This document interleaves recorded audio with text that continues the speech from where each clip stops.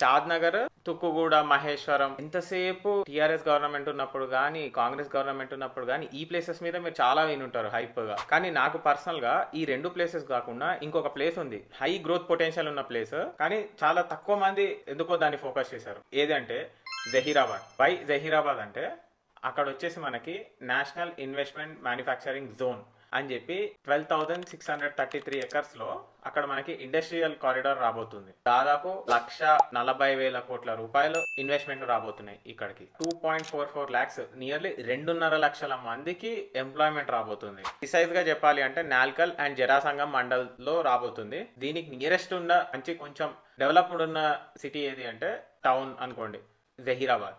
So ఈ 2.5 లక్షల మందికి ఇల్లు కానీ ల్యాండ్ కానీ వాళ్ళు ఉండడానికి అకామిడేషన్ కానీ హోటల్స్ కానీ ఇవన్నీ కావాలి. సో ఇవన్నీ రేపు మీరు ఫ్యూచర్ లో ఎప్పుడైనా ఇల్లు కట్టుకొని రెంట్కి ఇవ్వడానికి అనేది ఇక్కడ బాగా పనికొస్తుంది. సో ఈ నిమ్స్ ప్రాజెక్ట్ జహీరాబాద్ దగ్గర ఉన్నదాన్ని బేస్ చేసుకొని రియల్ ఎస్టేట్ కంపెనీస్ అన్ని సంగారెడ్డి దగ్గర సేల్ చేసాయి, మళ్ళీ సదాశివపేట దగ్గర కూడా సేల్ చేసాయి, అక్కడెక్కడో దూరంలో ఉన్న నారాయణఖేడ్ దగ్గర పబ్లిసిటీ చేసి సేల్ చేస్తున్నారు. కానీ మెయిన్ ఫోకస్ చేయాల్సిన జహీరాబాద్ ని మాత్రం ఫోకస్ చేయట్లేదు. జహీరాబాద్ లో ఇంకా ఇప్పుడు కూడా చాలా అఫోర్డబుల్ రేట్స్ ల్యాండ్ ప్లాట్స్ అనేవి దొరుకుతున్నాయి. నెక్స్ట్ జహీరాబాద్ మీద వీడియోస్ వస్తాయి, లైక్ అప్కమింగ్ ప్రాజెక్ట్స్ ఏంటి, ఆల్రెడీ ఎగ్జిస్టింగ్ ప్రాజెక్ట్స్ ఏంటి అని. Stay tuned.